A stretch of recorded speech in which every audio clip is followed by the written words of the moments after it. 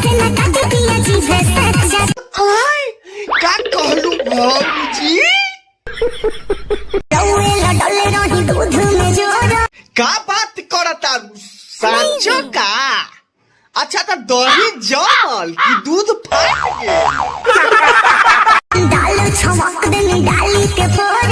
भौजी तू अभी का चीज के बारे में बात करत रहलू और कहां से कहां टॉपिक धर लेलू में जोड़न फोड़न के। तू तो दही में ना दूध डाले के बात करत रहलू तो भौजी टॉपिक पर आबा नहीं।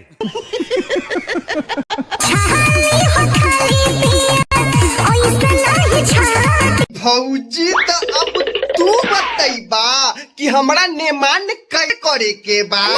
छाली हटा के कि रसमलाई लगा के। ये तो हमरा पूरा एक्सपीरियंस बा ना।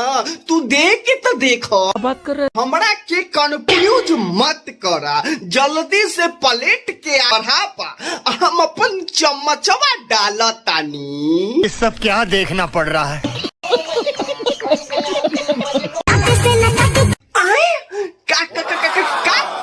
का कहलू भौजी ना करे जा।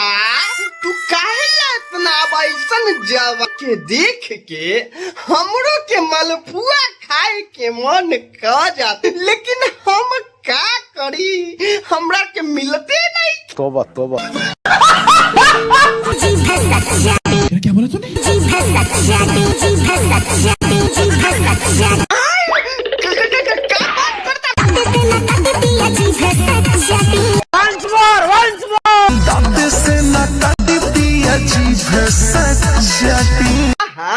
मतलब अरे भौजी कहा तानू तजीबे दांते से ना कटवाइबू भौजी। बड़ा बात बताबा भौजी कहूँ चाटत केला के 2 इंची के मुंह में जाके मन क जाई त जाए देबू का।